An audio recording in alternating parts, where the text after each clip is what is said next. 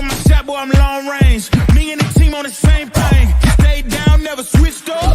Only thing changed was the game. I'm in the zone now. Nothing can change what we on now. When I pull up, know it's going down. Foot on the gas, ain't no slowing down. What's going on, everybody? Welcome to the Clydesdale Media Roundtable, where today it is Cat and Dog with Scott.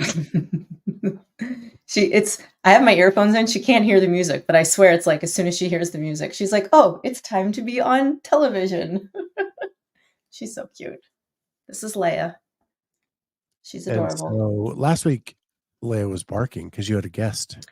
Oh yeah, that's right. Oh yeah, I'm gonna have another guest on Friday too. But yeah, she's my little love bug. She's like a person. She understands English and she loves me very much. So yeah. Yeah. Cat dog, yes. That's she is. Cool. So quick dog news. We finally put Dash to sleep last week. Me, Chris, and Els were all there, and we buried him in the backyard next to the shed. And I ordered him a little stone that you put on top. So it was time. It was very much. We're on. Probably. We're on. I'm like, whoops. You're late. I am late. We're going. Yep. So I've got one dog here in Maryland and one dog in Hockessin now. We're down to two. But everybody seems to be adjusting okay. And I think it was the right thing. So we're good. Yeah, we waited for the sad news till Amy hopped on. Right. So, but yeah. What's going on, guys? Nothing. Back to school. Yeah. It's getting serious, being real.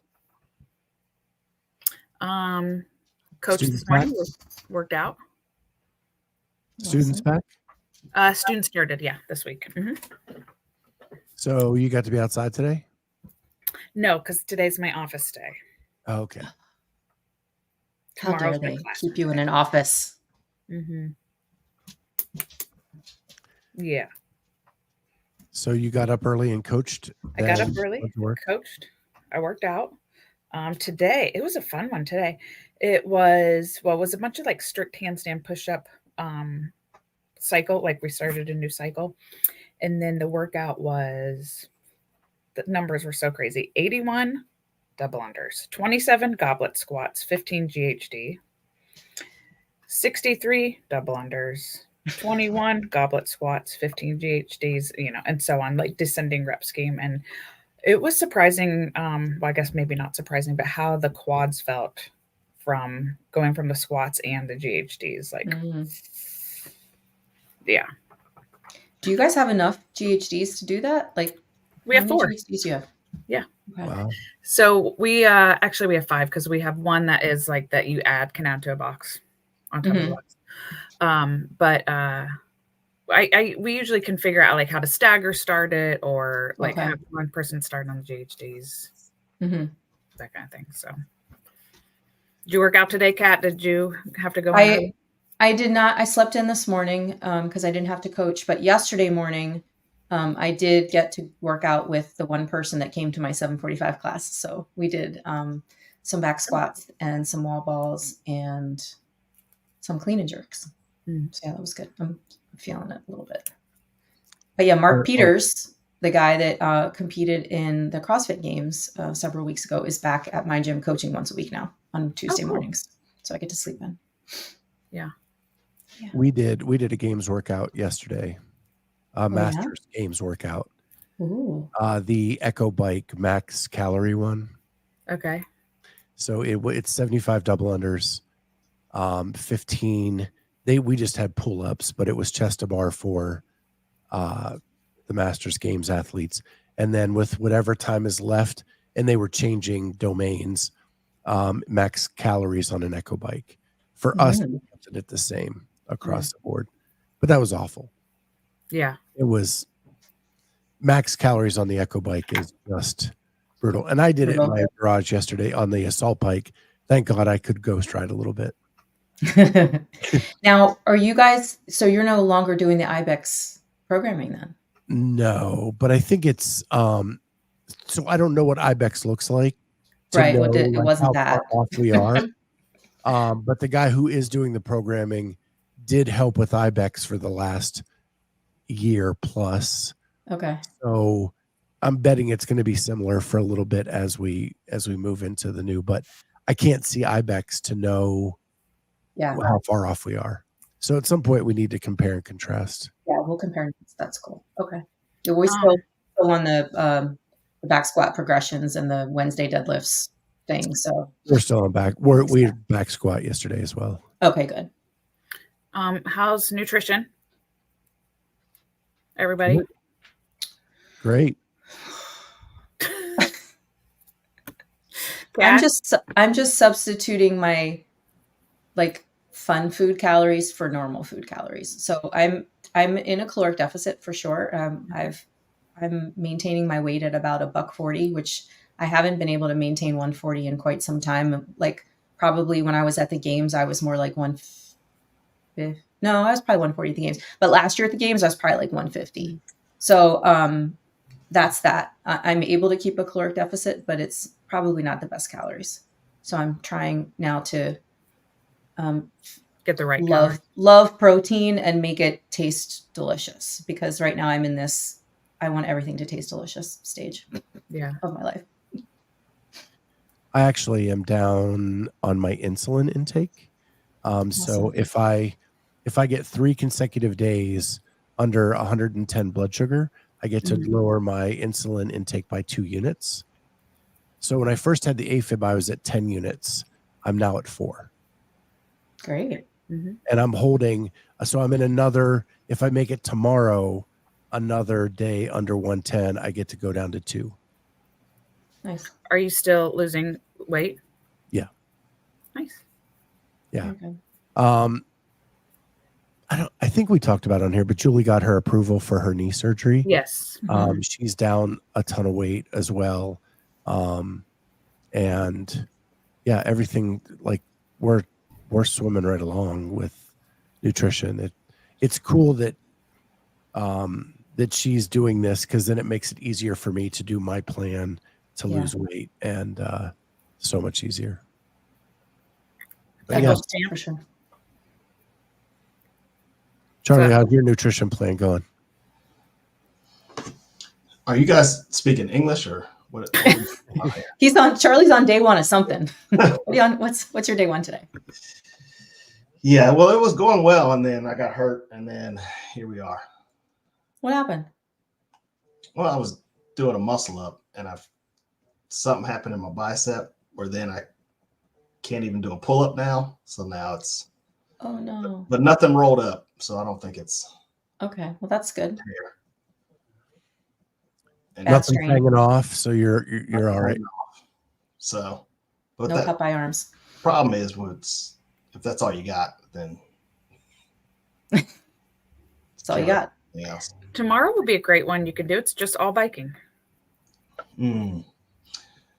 See how my legs work. I use my arms. Well, you can use a Concept 2 bike. Use my arms. There is some synchronized burpees thrown in there, but I think you can do that. You can get down on the ground, get back up. You can do candlesticks. Well, I've been using candlesticks. So did I tell you guys about my member who fell off the rig and broke her wrist? Yes. So she's back in classes. She's had plates and screws and all kinds of things. She still cannot lift weight with that arm, with that hand for like another couple weeks. I think October 1st is her like clear date. But she's been coming in and, obviously we've been modifying the crap out of everything. But we had wall balls yesterday, and she was able to take a 10-pound medicine ball and do like a slam ball with it, and really sort of favoring the good hand, but at least getting like some range of motion in that other hand, because normally she's just kind of leaving it down to do nothing. But we had burpees, and I had her do candlesticks instead. So that's where you get down, roll up, and it's like a reverse burpee.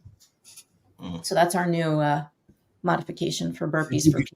Did you get approval from the PFAA on that movement before? I didn't check with them first. Darn it! Sure? I missed something. Oh, God. Wah, wah. Watch out! Here they come. It's funny. you talk about the scaling. I was talking with Lex yesterday, who's in the chat, about Amy Morton, who is in the documentary that we released yesterday and will be again as it goes along a little bit further. But she gashed her arm with a knife during one of the qualification pieces to get to the games, and it was a 2-inch gash, and she was showing us how she modified wall balls and burpees to get through that stage to be able to make it to the games. And she did closed fist wall balls. Oh, wow. She just punched it out there. Like I Catch use it. my fingertips to Yeah. To Yeah. throw. Like, I can't even imagine one. Mm-hmm. That's insane. But she did it and made it through. It just an amazing story. But clarification though, she cut her hand during the time period that she was doing the qualifiers, but not while she was doing the qualifiers. It was a kitchen accident that happened I during didn't know knives were part of the process. Didn't know knife fighting was part of the right. fires. Right. I was concerned about that. So yeah, it was crazy, and she made it to the games. And her husband is he is a Masters legend. He's like a 6-time games athlete, multiple time champion, and he was there, and he's in the documentary as well. Yeah, I love the creativity that you need to have to be able to, and I don't even call it scaling anymore. I just call it modifying when you're talking about like an injury or something like that, because a lot of times it doesn't even look anything like the initial exercise, but it's so much fun to do. And I'm so glad that I went to that adaptive class, that adaptive course that CrossFit had. I don't know if they still have it, but that was really like eye-opening to not only work with people that have permanent disabilities, but most of us will run across athletes as coaches that just have temporary limitations, right, due to injuries and stuff. So can't say enough about that one. So did you guys see that Pat and Brent went on Talking Elite Fitness yesterday? Yes. So Kat, did you hear any of what they said? I did. I was in and out during the premiere, and I didn't rewind if I missed a section. So I just kind of listened when I could of what was happening. They just want what they want. They need to stop talking, because it's not, the more they talk, the worse it gets, in my opinion. Yeah. And I did take a couple notes. Okay. So when they were on Coffee Pods and Wads, there was a meeting that occurred that Brent knew about and Pat didn't. They explained that Brent went to the meeting and it was covered by an NDA, and he was taken aback that it was brought up on Coffee Pods and Wads, meaning it had been leaked, and he didn't know how to answer, and that's why he stumbled over what he said. Didn't he at one point just walk away from the camera? Patrick, in the Coffee Pods and Wads, Pat did. Oh, I thought Brent did too. I thought they were like, oh, hold on, wait, someone's calling. I gotta go. I thought they did one of those. It was so awkward to watch. It was awkward. So one, what are you talking about that you need an NDA? And you're asking for all this transparency, and yet it's only part of the board that met with CrossFit that was covered by this NDA, and that Pat didn't know about it, and he's a board member. Just seems odd. But that was their explanation. They did confirm that only the 8 board members voted on these demands. And the way apparently their bylaws are set up are that those 8 get to represent everybody because they were elected in as the board.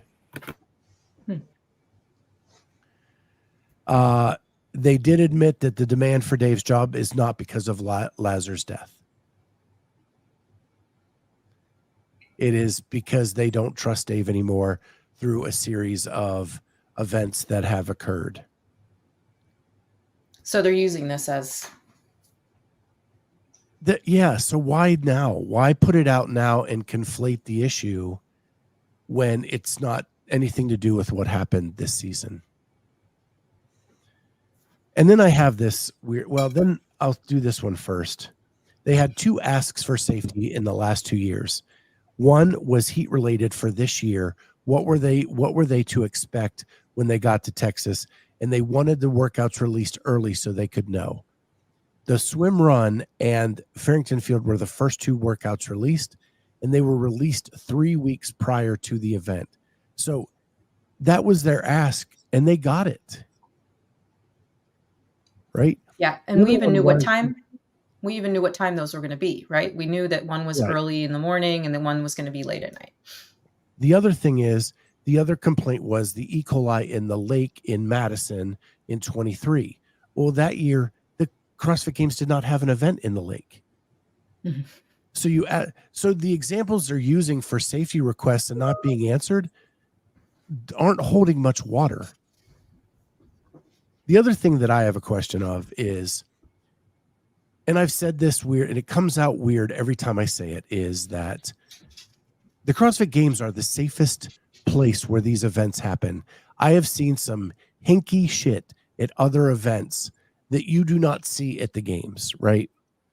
Yes, something tragic happened and it needs to be fixed, and we need to make sure that that doesn't happen again. And it was a major, major fuck up. Yes. And needs to be fixed. I'm in full agreement that that needs to never happen again. The PFAA partnered with the NorCal Classic this weekend. There was no water on a 10K run, no water stations. And they had a hinky gymnastics move on a barbell that many athletes had to go for help just to figure out how to complete it. The PFAA partnered with them on this. Now, for the swim event, they had paddle boards everywhere. But it's not sending a very clear message when you're claiming that you're all about safety and the things you're asking for are being completed, and the people you're partnering up with seem to be doing some hinky things in their programming that make it odd. I'm befuddled. I'm bewildered. I don't get where they're going with all this. And the more they talk, the more I feel like it's just a couple of the PFA board members making these requests. Yeah. I didn't look at any of the comments during that, so that's okay. I don't know what anybody has said. Sarah Cooper says, I would like to know about these repeated events that have happened in the past. No substance. Also, what qualifies as meaningful. Also, neither of them have said they will boycott CrossFit if their demands aren't met.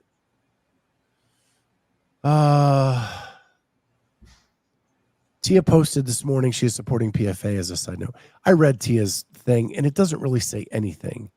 It says that she helped create the PFAA, and she wants to move forward in a less divided way and hopes that CrossFit will come along with it, but she wants to see other facts as well.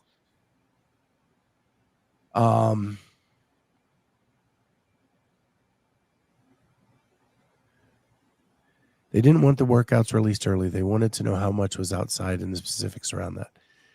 But they got that with the workout releases. They got the time frames. They knew the 2 workouts, and they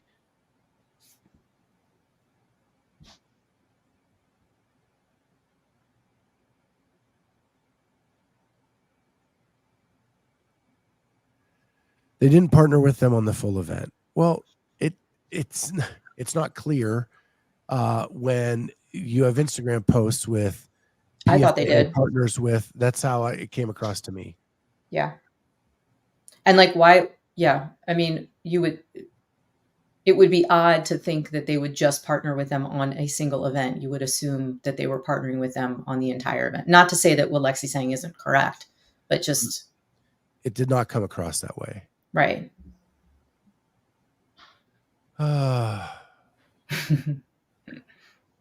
Yeah, I agree with the comment around Tia seemed to post something because she seemed obligated because Tia hadn't really come out. Oh, this one.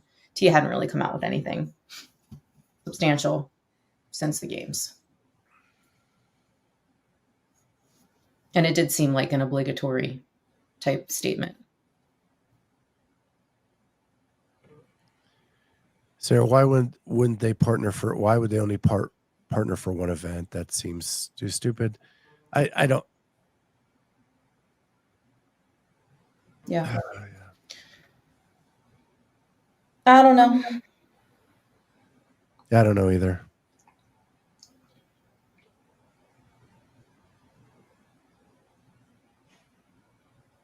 I don't disagree with you, Lex, at all. It may have said that, but Instagram is a word where you see the picture and you go with the picture and you move forward. Mm-hmm. You don't always read the content, and that was the perception that was there.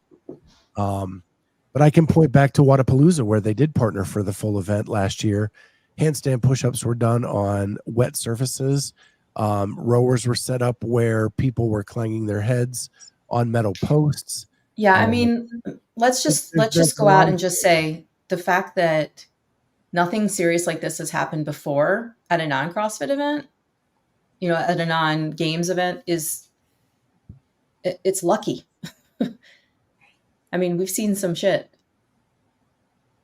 I mean, even in local events, I was at an event just a couple weeks ago. I was doing scoring for it, and there, it was this heavy lift, a 4-team workout, guys on one side, girls on the other side. They were right next to each other, right in front of other people, right behind other people. And there were piles of plates everywhere. Like anybody that drops a bar is going to hit that plate. That bar is going to go flying into somebody else.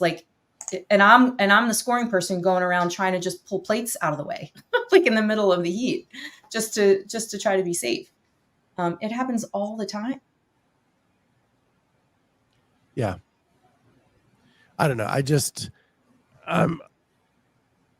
I feel like the timing of all this is just really poor, and it's creating a divide when it's not about the main issue, which is Lazar's death. Yeah, I feel like people have stopped talking about what CrossFit's going to do to ensure that nobody dies at one of their events again. And that has to be the most important part. I've seen other media outlets talk about, well, what's important right now is what Dave said or didn't say, or what he led athletes to believe for going on, and blah, blah, blah. Like, that is not the most important thing. I mean, people can get upset about it, and they're going to, but we keep forgetting that somebody died and that's what we need to fix. And I think we're all in agreement that needs to be fixed. Yeah, and guess what? When you focus on when people focus on something, they get it done. And the fact that they've got all this other swirl going around is just detracting from the efforts that need to be made and concentrated on making sure nobody dies again. Period. Right. Stop all the other stuff. First things first. The only safety things they keep bringing up are the cut ropes, which have been dealt with and we haven't seen since. Yes, Scott Panchek suffered a knee injury and maybe career ending because of it, but it was fixed. Other than that, the other two they pointed out in this thing were kind of handled. It just, I don't know. So you think it'll just be nothing will ever be good enough from Dave because we just don't like Dave now? Well, they say they don't trust Dave because he misled everybody by saying that the Jukic family blessed the games going forward. And that's not what Luca said. And Dave has apologized saying that it was not what Luca said and he shouldn't have used the word blessed. So I don't know. Yeah, I just want to make sure that the CrossFit Games moves on and we fix the issue at hand. And with that, I believe that safety plans need to be in place and they need to be gone over with a fine-tooth comb for events that occur. And I don't think I've said this publicly before, but I know I've said it in our group chat. Just because you are a doctor does not make you a safety expert. And I do think that safety has been sort of just plugged under medical as a thing. And I don't think that it's been a thing of its own. And I think perhaps it should be its own thing, safety, right? The people that are safety experts in this world aren't necessarily medical doctors or first responders. I'm not taking anything away from a first responder or a medical doctor for being able to, respond to an emergency, but that does not mean that they are safety experts. That's a completely different field. And to assume or to have safety be part of a medical team, I don't think is not necessarily the best way to, plan an event. And maybe it needs to be its own entity. There are parts of this we don't know. We don't know Correct. What part Fort Worth played, what part that county or that park played in developing the safety plan for that event. Right. But I will. They have, but it doesn't appear they were good experts. Right. But I've never seen the word safety behind on anybody's shirt. Do you know what I mean? It's athlete control, it's judges, and it's medical. And so, like, if safety is so important, I think maybe it warrants its own division.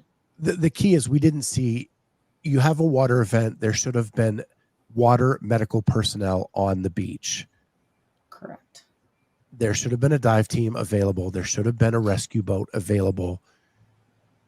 And then everything in the water, we're speculating who was who and who was what.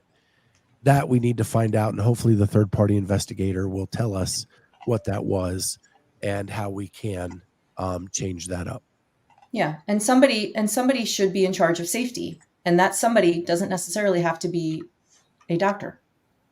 Correct.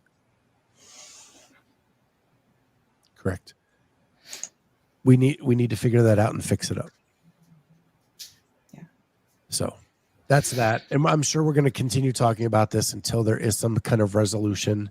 So, right. But the resolution that we're looking for is not who's fired and who's in charge of the games now or any of that. It's what happened and what are we doing to fix that?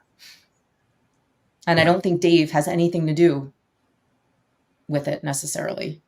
See, I can't tell you what Dave's role was in any of this, but the third-party investigator will tell you who from CrossFit was involved in the safety plan. That's what I want to see. I did not, Jay Birch, I did not watch Halpin's thing last night. I will watch it probably later this afternoon, but I have not watched it yet. So I'm not able to discuss that at this time. And that, to me, what is that? What is that? How is that supposed to help us besides fire everybody up and get everybody back up in this is what should have happened and this is what should have happened? Do you see what time that happened? I have a little bit of I get miffed really quick. And when I saw that, you could only watch it live if you were a subscriber, I was like, well, then I'm not going to watch it. Because if you're going to reduce down the audience and who can comment and you just want your subscribers to do it. And then I kind of got over it this morning and maybe I need to watch it just so I know what they said. Doesn't mean I have to agree with anything, but anyway. I want to get to a lighter note. At the NorCal Classic this weekend, one of the people on the Clydesdale media team podiumed. And so I want to give her a congratulations and share this picture. Our very own Carolyne Prevost, right there, ended up coming back, taking 2 seconds to finish the event and finish on the podium. And so she took third place at NorCal Classic. And that was awesome because it is a very good payout for athletes as a mid-major in the sport. They have a lot of sponsors for that event in Northern California. And so she's on the podium with Trista Smith there on the left and Elizabeth Wishart in the center. So it was a pretty good female field. On the men's side, it was Colton Mertens took the win. Taylor Self took second, and Tudor Magda took third. So congratulations to Carolyne and her awesome job. She actually started the weekend with heat exhaustion. I heard. And got That's some crazy. IVs, and then ended up coming back to finish on the podium. So that's pretty impressive.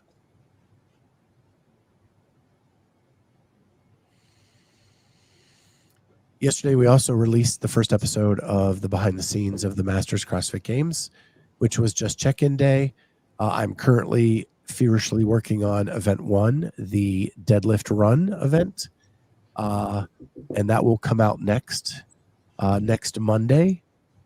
I'm going to put it out. Are you doing an episode per event? Doing an episode per event. Awesome. And it'll go 1 a week for 11 weeks. So we'll keep this thing going out for a little bit. My question to you is, I released it this week at 9 a.m. on Monday. Some of our West Coast listeners and audience members wished that I had waited until later in the day to do that, like around this time. Mm-hmm. So I'm putting it out there. Would you guys would you guys rather have it out in the afternoon or out first thing in the morning on the East Coast, so that our West Coast people can jump into the chat live? Because when I do release it, I am in the chat live to talk about kind of what happened and all that stuff. And I could wait until 12:30, 1 o'clock to do that.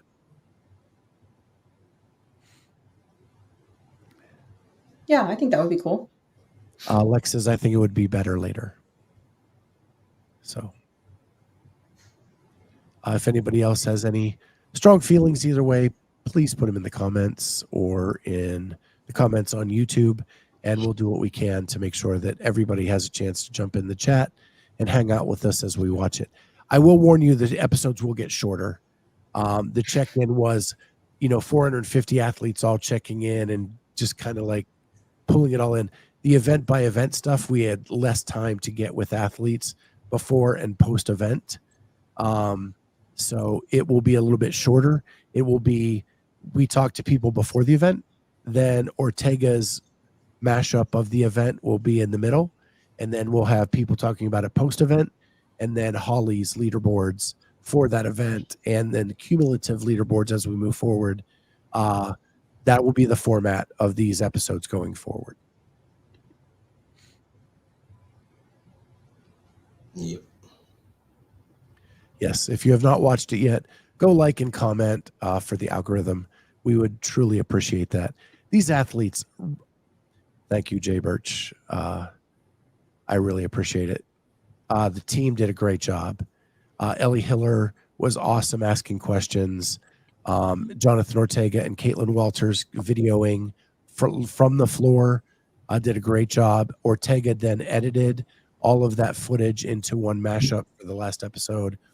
And Holly Dugan was by my side the whole weekend, putting out all the leaderboards you saw on Instagram and getting ready to do the leaderboards for the episode.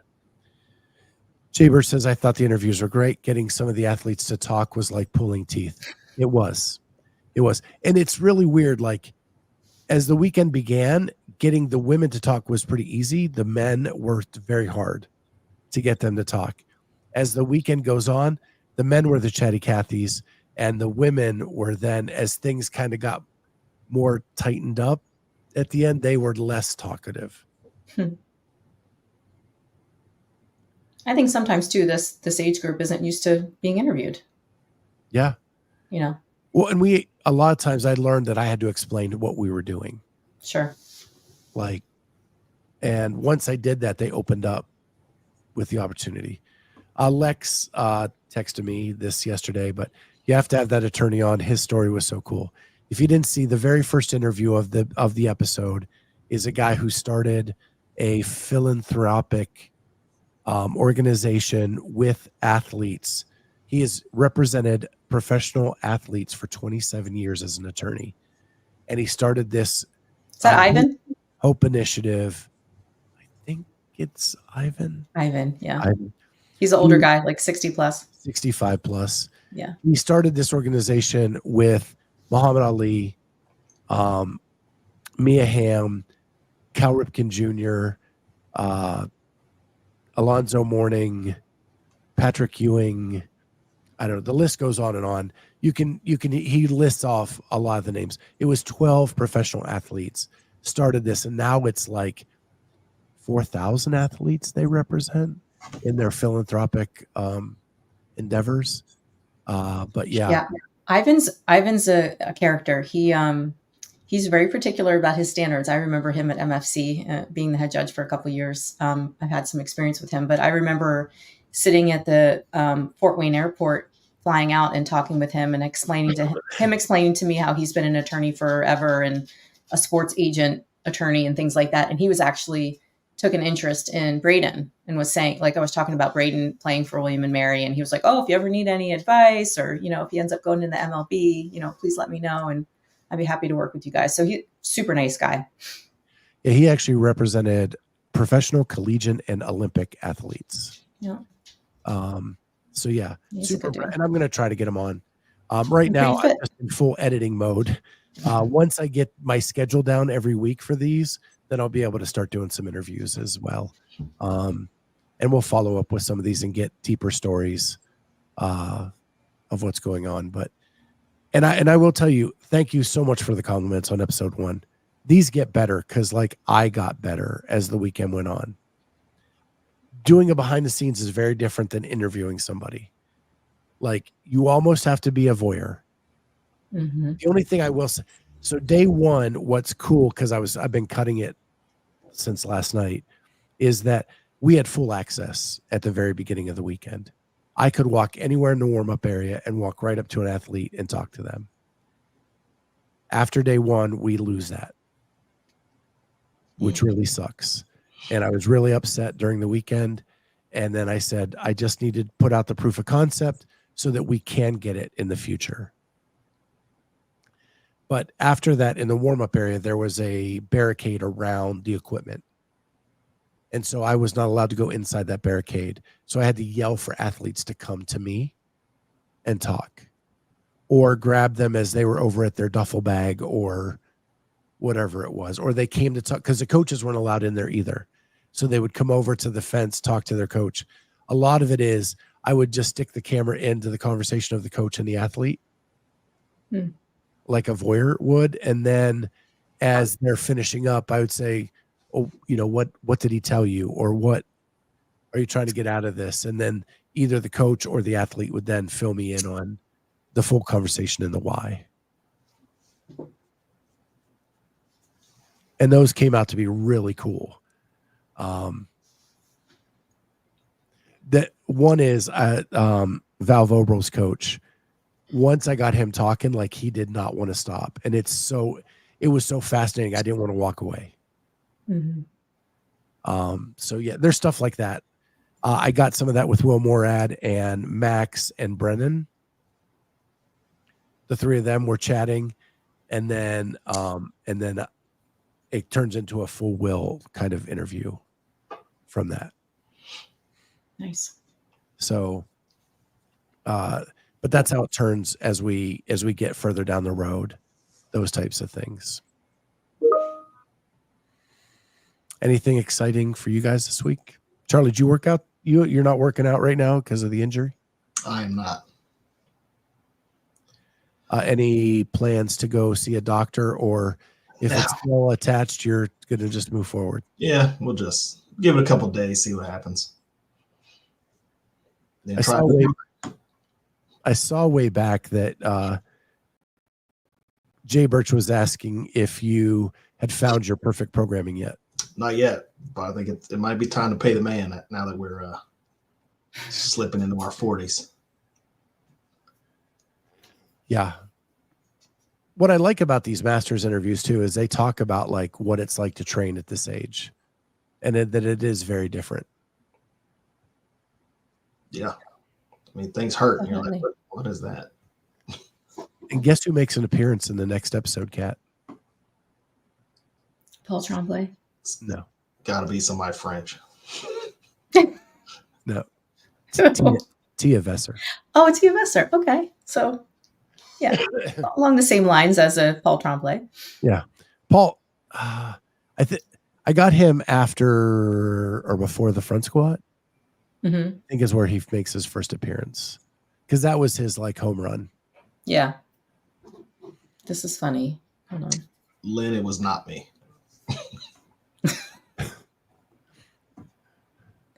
No. I love it. Lisa would never let you go that far away without her. No. The Q. Have you seen some of the athletes getting invited to Rogue over in Scotland? No, are they actually sending out invites today? It's been trickling. Mostly legends is the way it started, but I saw Emily Rolfe revealed hers today. Did Colton make it? I want Colton to make it.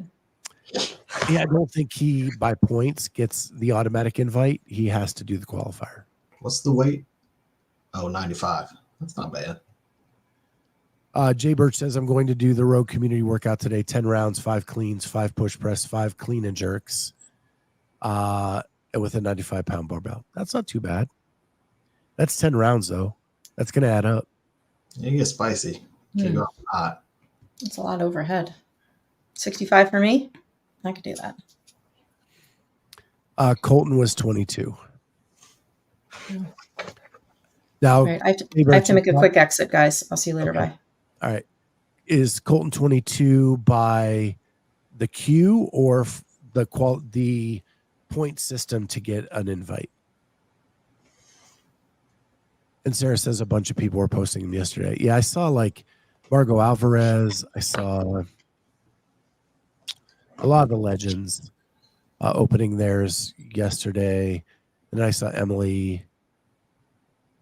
The one I'm curious about is Sprague. How can you not invite the champion, regardless of where he finishes on the points thing?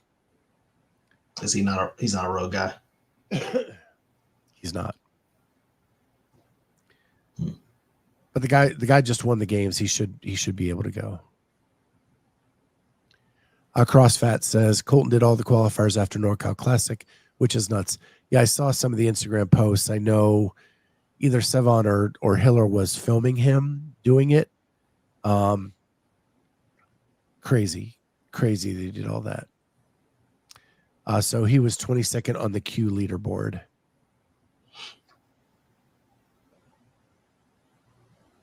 Lynn says, I don't think Colton will make it, but I'm happy Jorge Fernandez might make it. I think, Lynn, you may have a bias there.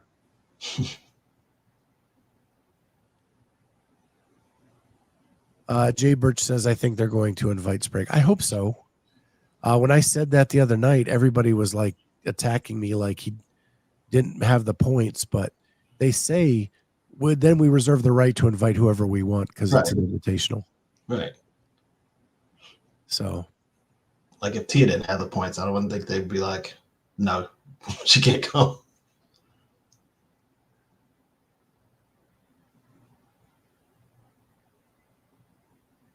Yeah, Lynn says he's actually 25th right now, so he's not making it unless he's invited. Emily got the points, apparently. She got invited. Or they just decided they were going to invite her. But she's finished, 13th at the games last year? Mm-hmm. She finished 3rd at the games this year. She does well at Rogue every year, like in the top 10-ish, right around 10-ish. So I would assume she has the points. So there we go. And they corrected. Everybody's saying Souza was the one filming Colton. So that's it. All right. I think that's it for today. Yep. How was your opening week of football? Well, as a Panthers fan, when it's our season hasn't started yet, so yeah. Nobody told the players the season I started. don't think anybody told them that the last 2 years we were playing football. So, but the Buckeyes look good. Yeah, why? Penn State and Ohio State both have a bye this week. Like, how does that happen already? I don't know. It's too early. Yeah, I have a quarterback that threw for 90 yards, and we still won the game. Still won the game. And it was supposed to be different, Charlie. We were supposed to have him. He was him. And now we're winning just like we did in 85, in the mid-90s, in the mid-2000s. I'm seeing Lovey ball all over the place. Oh, yeah. What the heck? Well, yeah. The Tyreek thing is insane. Still got over 100 yards. Insane, man. I want to know the guy that had the balls to handcuff Calais Campbell. Yeah, that was a whole nother thing. That would take a set so big to walk up to that dude and be like, just put him behind your back. And you just hope he goes, all right. Yeah. What were they getting to replace Bryce Young? Oof. Well, just know the Bears still have one more pick from the Panthers in this coming draft. Second round pick. Yeah. The way the Panthers draft, it'll be Kyle McCord or somebody who doesn't belong first. Oh, gosh. Yeah. CrossFit says the body cam footage is wild. It is really wild. Yeah. Yeah. What gets me the most is the contradiction. Right. One officer trying to do this, the other one doing the exact opposite.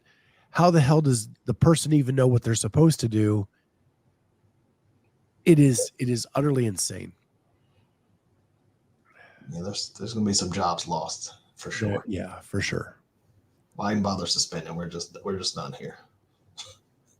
Yeah, and you're right outside the stadium, and a guy's driving a Ferrari with big gold chains and muscles. Right. You might possibly think he's a player. I mean, you at least think about it, at least. The part that's rough is when he says, I just had knee surgery, and they're cranking on his knee. Yeah. Oof.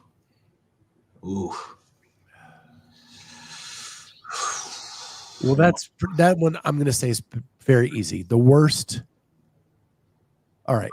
Here's my conspiracy theory. One, the worst one is Deshaun. Because Bryce Young still has a shot. Well, Deshaun, it's over. Here's my conspiracy theory, though. You saw a new civil lawsuit was filed against Deshaun. Yeah. That actually gives the Browns an out on the contract. Oh. That's right. Who do you think the Browns paid to file a lawsuit against him to get them out of that guaranteed money? Oh, yeah. That's easy money. Do I pay $172 million or a couple $100,000? Yep. That means famous Jameis is coming in. What were the odds he wasn't a player?